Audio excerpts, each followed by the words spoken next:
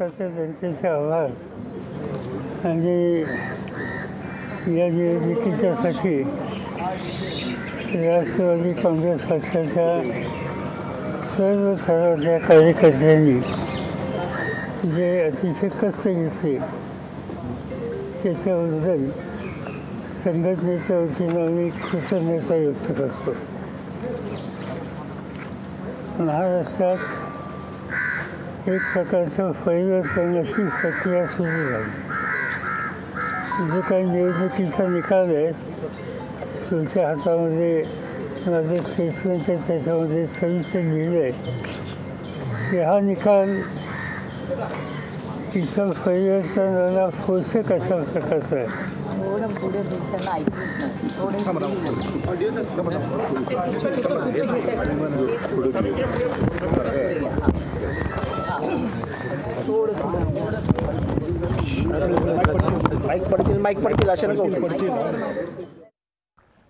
तर शरद पवार हे आता माध्यमांशी संवाद साधतायत. पुढच्या काही क्षणामध्ये शरद पवारांची ही पत्रकार परिषद आणि की देशाच्या लोकसभेची निवडणूक झाली सुदैवानं देश पातळीवरचं चित्रसुद्धा अतिशय आशादायक आहे. विशेषतः उत्तर प्रदेशमध्ये सर्वसाधारणपणानं तुम्हा लोकांचं आणि आमच्या काही सहकाऱ्यांचं असेसमेंट जे होतं त्यापेक्षा वेगळा निकाल उत्तर प्रदेशच्या जनतेनं दिलेला आहे. या निकालाचं आणखीन एक वैशिष्ट्य असं आहे की यापूर्वी भाजपला उत्तर प्रदेश आणि या भागामध्ये जे यश मिळायचं ते त्याचं मार्जिन हे फार मोठं असायचं. आता त्यांना काही ज्या जागा मिळाल्यात त्या मर्यादित अशा प्रकारच्या मार्जिनी मिळाल्यात. याचा अर्थ राष्ट्र पातळीवर आम्ही लोक जे सगळे काम करतो त्याचे विशेषतः उत्तर प्रदेश आणि हिंदी बेल्टमध्ये जे आमचे सहकारी काम करतात त्यांनी आम्ही सगळ्यांनी मिळून अधिक लक्ष दिलं तर आज उत्तरेकडचा जो चेहरा आहे तो बदलायला एक अनुकूल अशा प्रकारचं चित्र दिसतं आहे आणि त्यासाठी आम्हाला लोकांच्याकडून काळजी घेतली जाईल. आज हा निकाल झाल्याच्या नंतर मी काही सहकाऱ्यांशी चर्चा केली. विशेषतः काँग्रेस पक्षाचे अध्यक्ष खरगे, मार्क्सवादी कम्युनिस्ट पार्टीचे प्रमुख सीताराम येचुरी आणि अन्य. तर त्याच्यामध्ये कदाचित अजून नक्की नाही पण उद्याच्या दिल्लीमध्ये बैठक होण्याची शक्यता आहे आणि त्याचा संदेश आज संध्याकाळपर्यंत मला आणि आमच्या इतर सहकार्यांना मिळेल. ते असेल तर उद्याच्या बैठकीला आम्ही तातडीने जाऊ आणि एकंदर पुढचे धोरण पुढची नीती ही सामूहिकपणानं चर्चा करून ठरवू एवढंच या ठिकाणी मला सांगायचं. आज या निवडणुकीमध्ये अनेक गोष्टी चांगल्या घडलेल्या आहेत. राष्ट्रवादी काँग्रेस पक्षानं जयंतराव पाटलांच्या नेतृत्वाखाली आणि जागा मर्यादित लढवल्या. सगळ्या मिळून आम्ही 10 जागा लढवल्या पण त्याच्यामध्ये असं दिसतंय की 7 जागेवर अंतिम काही त्याचं पूर्ण काउंटिंग झालेलं नाही पण 7 जागेवर आज आम्ही पुढे आहोत. किती 7 जागेंच्यावर आज आम्ही पुढे आहोत. याचा अर्थ 10 जागा लढून 7मध्ये विजय मिळण्याच्या संबंधीचं चित्र. याचा अर्थ स्ट्रायकिंग रेट हा राष्ट्रवादी काँग्रेसचा या निवडणुकीमध्ये निश्चितपणाने झालेला आहे. हा जो काही यश मिळालं ते यश मिळालं ते एकट्या राष्ट्रवादी काँग्रेसचं यश आहे असं आम्ही मानत नाही.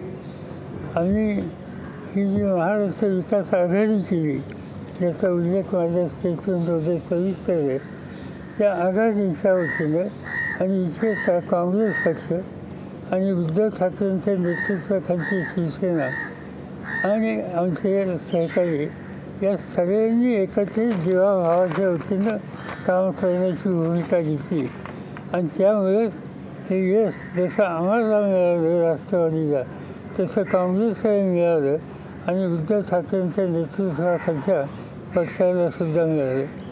आणि या जे मी सुरुवातीला सांगितलं की परिवर्तनाचं वातावरण आहे आणि आम्ही तिघेही एकत्रित राहून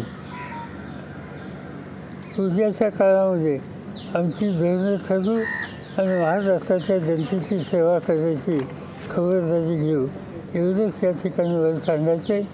उद्याची बैठक ही दिल्लीला आज संध्याकाळी कळेल ठरेल आणि ती झाली तर त्या बैठकीला माझी उपस्थिती असेल. आज काही टेलिव्हिजनवर बातमी आहे किंवा मी चंद्रबाबूंशी बोललो आणखीन कोणाशी बोललो याच्यात काही तथ्य नाही. मी काही कोणाशी बोललेलं नाही. बोलणं माझं झालं असेल तर ते काँग्रेस अध्यक्ष आणि काँग्रेस येथील यांच्याशी झालं, बाकी कुणाच्या संबंधीचं नाही. या चर्चा करणं इतरांशी याबद्दलचं धोरण हे राष्ट्रीय पातळीवरचे आमचे सगळे सहकारी आहेत त्यांच्याशी विचारविनिमय करून केलं जाईल. सर, सगळे म्हणतात की तुमचं वय झालं आहे. या ठिकाणी हे सिद्ध झालं आहे की टायगर बुडा हुआ तो क्या हुआ लेकिन जिंदा आहे. ठीक आहे सर हिंदीमध्ये प्लीज ब्रीफ कराल सगळं तर. सर त्याच्यावर उत्तर. सर एक उत्तर. सर एक उत्तर. तूच उत्तर दिलंस ना. माहिती नाही. माझं काही त्यांच्याशी बोलणं झालं नाही. एका राज्याचे ते प्रमुख आहेत आणि त्यामुळे त्याची माहिती असल्याशिवाय त्याच्यावर कमेंट करणं योग्य नाही. माझा त्यांचा सुसंवाद आत्ता झालेला नाही. संबंध आहेत पण आत्ता बोलणं झालेलं नाही. सर, बारामतीची जी जागा होती त्यावर काटेकी टक्कर होईल असं म्हटलं जात होतं, मात्र निकाल तुमच्या बाजूने लागलेला आहे. त्याच्याबद्दल काय सांगा? याचा उमेदवाराला विचारावं. तुम्ही अधिक सभा घेतलेल्या आहेत, तुम्ही फिरलेला आहात. निर्णय काय असं की माझं स्वतःचा असेसमेंटच्या मतदारसंघाचं असं आहे की याच्यापेक्षा वेगळा निकाल लागेल असं मला कधी वाटलं नव्हतं. एक आणि बारामती हा जो विधानसभेचा मतदारसंघ आहे त्याच्यात माझा स्वतःचा गेले 60 वर्षाचा असोसिएशन आहे. माझी सुरुवातच तिथनं झालेली होती आणि प्रचार करू न करू तिथला सामान्य माणूस जो आहे, नागरिक जो आहे, त्याची मानसिकता काही मला ठाऊक आहे. आम्ही जावं अथवा न जावं तो योग्यच निर्णय घेतो आणि घेईल याची खात्री आम्हाला होते. आणि मला वाटतं आता किती टक्के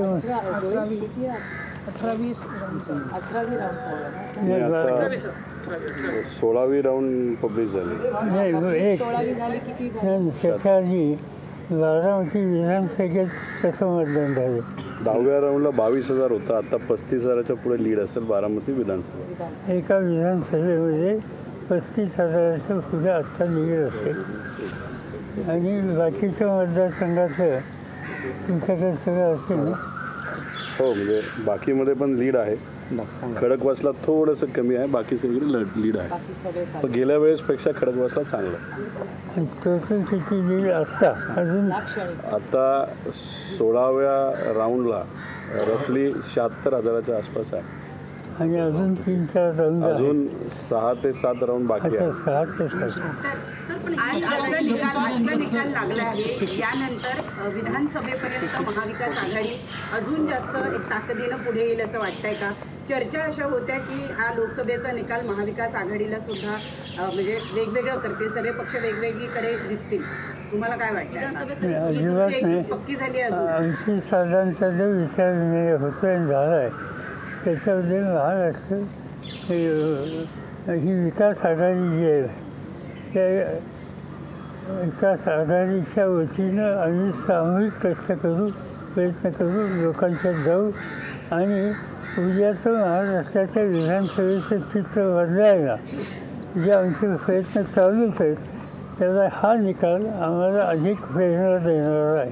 आणि म्हणून हे काम आम्ही चालू ठेवू. Do you expect the alliance partners of the BJP to break away and come on the India alliance side? Do you expect the alliance partners of the BJP from the NDA to break away and come on the India alliance side? Do you expect that? No, neither we have discussed, neither we have thought. Pawar साहब किस तरीके से चुनावी परिणाम को आज के देखते हैं महाराष्ट्र के परिप्रेक्ष्य में, पूरे देश भर में जो चुनावी परिणाम है उसे कैसे देखते हैं? यही बात शुरू में मैंने कहा कि महाराष्ट्र में तो रिजल्ट अच्छा आ गया और सबसे ज़्यादा उत्तर प्रदेश का ये डिसीजन आएगा इस पर कोई सोचते नहीं थे. हिंदी बेल्ट इसकी चिंता हम लोगों की थी, सदर्न इंडिया की कोई प्रॉब्लम नहीं था, मगर हिंदी बेल्ट में और मेहनत करने की आवश्यकता है या हम चाहते सोचते थे और इसमें कोई ना कोई सुधार हो गया ये बात सच है. फिर भी मध्य प्रदेश और कुछ एरिया में और ज़्यादा काम करने की आवश्यकता है, मगर उत्तर प्रदेश की जनता ने जो इसमें डिसीजन दे दिया, एक नई डायरेक्शन सब लोगों को उन्होंने दी है. हम वहाँ के नेता लोग, वहाँ के कार्यकर्ता लोग और उत्तर प्रदेश की जनता जो इन सभी का हम आभारी है कि इस तरह का डिसीजन उन्होंने दे दिया. राम को लेकर जिस तरीके से राम मंदिर को लेकर जिस तरीके से बीजेपी ने मंचों से ये कहा कि जो भगवान राम को लाए हैं जनता उनको लाएगी, ये जो परिप्रेक्ष्य बनाया गया था कि राम मंदिर के बाद जनता उन्हें चुनकर देगी, बाद में प्रधानमंत्री का हिंदू मुस्लिम करना, वे सीधी बात है. मंदिर मस्जिद के ईश्वर विरोध करने की कोई आवश्यकता नहीं थी. जिनको आम जनता के बारे में कॉन्फिडेंस है ऐसे लोग उस लाइन पर जाते थे, उन्होंने कोशिश की और जनता ने इसका स्वीकार नहीं किया. यहाँ तक इस कैंपेन में आपने हमने लोगों ने देखा कि महिलाओं को इस तरह की तकलीफ हो जाएगी, ये लोग हुकूमत में आएगी तो किसानों की या रूरल एरिया की मीटिंग हो तो वहाँ बताया गया कि ये लोग हुकूमत में आएंगे तो आपके खेती में 2 भैंस आपने रखी है, इनमें से एक भैंस को लेके जाएंगे. इस तरह की खेत या गलत चीज़ें हाईएस्ट पोजीशन देश के जिम्मेदार करते हैं इन लोगों ने की थी.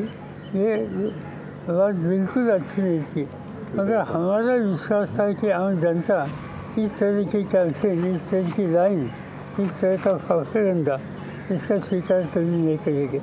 और इसका अच्छा जवाब उत्तर प्रदेश के मुख्यमंत्री हो अखिलेश जी या उनके बाकी साथी लोगों ने ठीक तरह से दिया और जो कुछ बातें कही गई इसका स्वीकार जनता ने किया नहीं. ये निर्णय जो आ रहा है इससे साफ होता है. सर साताराची जागा पवार साहेब, साताराची जागा तुम्ही खेचून आणण्याचा प्रयत्न केला. पवार साहेब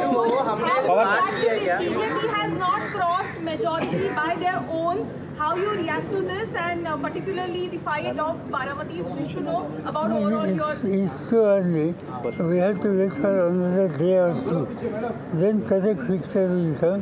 When we will sit in Delhi and discuss with our colleagues, then I will be able to tell what exactly it is. Pawar साहेब सातारा अभी आपने उनकी बातचीत हुई है क्या, और आने वाले समय भी आपको लगता है इनसे बात करने के लिए अलायंस पार्टनर और सरकार फॉर्म करना है तो उनको साथ में रहने की जरूरत होगी?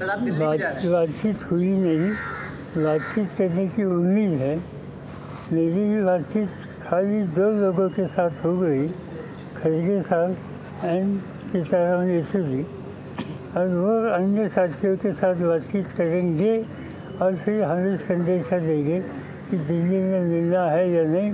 हो सकता है कि कल मिलने की स्थिति पैदा हो सकती है. जिस तरीके से बीजेपी ने पार्टियों को तोड़ा, पार्टियों को अलग किया, लेकिन उसके बाद के अभी के जो नतीजे हैं वो ये बताते हैं कि इस तरह की टूट-फूट जनता को बर्दाश्त नहीं है, वो इसे पसंद नहीं करती. बिल्कुल सीधी बात है. जो पार्टी तोड़ने का काम उन्होंने किया, जो गलत तरीके उन्होंने अपनाए, इसकी रिएक्शन इस होती में लोगों ने दी है. और हमें खुशी है कि ये गलत रास्ते पर एक राजनीति जो जिम्मेदार राजनीति उस रास्ते से जा रही थी उनको जो कोई सबक सिखाने की आवश्यकता थी वो सबक आम जनता नहीं सिखाए, ये अच्छी बात है। पवार साहेब साताऱ्याची जागा आहे,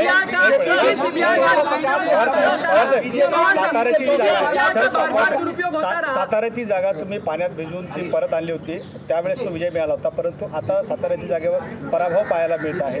कुठे कमी पडला असं वाटतं? अजून माहिती घेतली नाही, कारण अर्थात त्याचं अजून काउंटिंग सुरू झालेली आणि थोडक्यात ही सीट जाते असं दिसतंय. म्हणजे ती काही नकार देण्याचा अर्थ नाही, त्याच्या खोलात आम्ही जाऊ.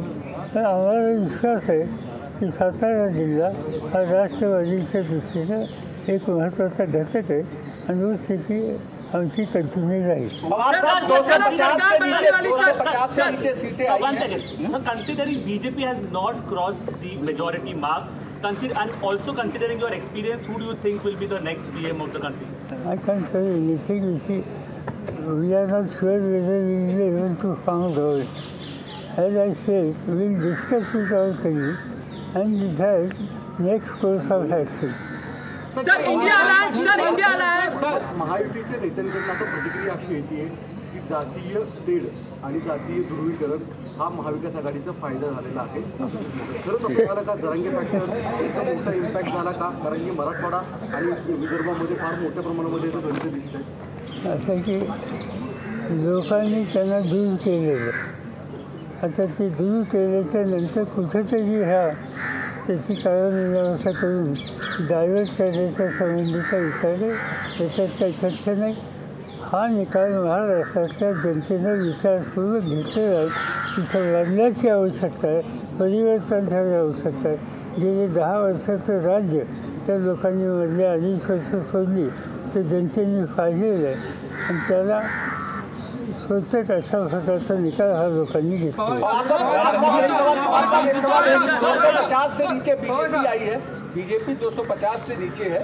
ऐसे में अलायंस पार्टनर उनके साथ कितना सस्टेन करेंगे और अगर वो हटते हैं तो क्या यूपीए फॉर्म करने की कंडीशन में है क्या सरकार, और उसके लिए आप बचें? ये मैंने बताया कि हम कल ही बैठेंगे, बात करेंगे. कई हमारे साथी यहाँ नहीं है.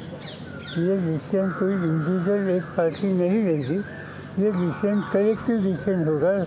कलेक्टिव सोच चाहिए और ये तो काम अगले 2-3 दिन में हो जाए. पवार साहेब 10 न्यायाधीशांनी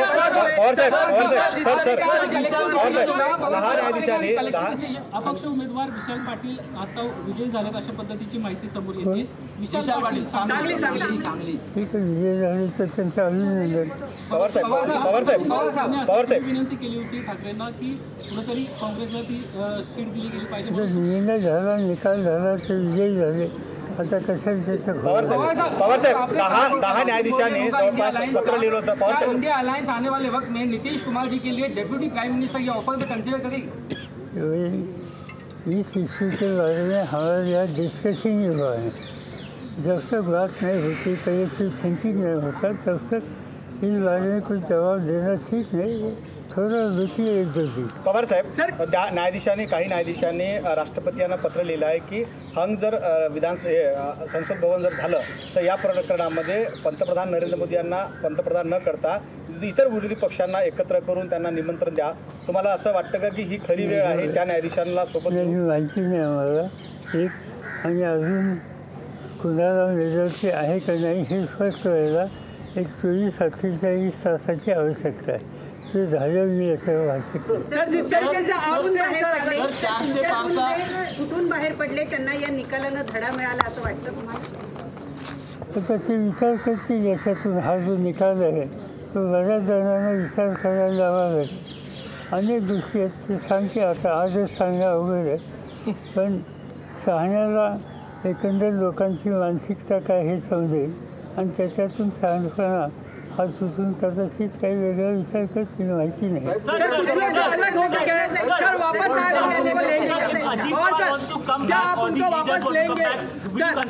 असं हा विषयच अंश होतो नाही.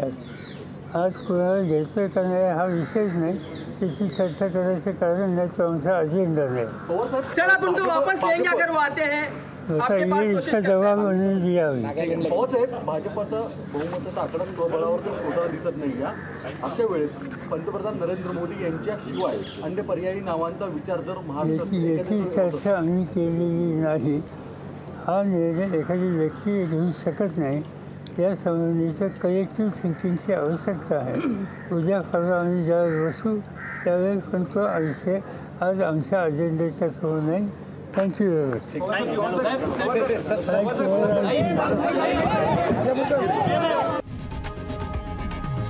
लोकशाही मराठी ऐका, पहा, जागरूक रहा.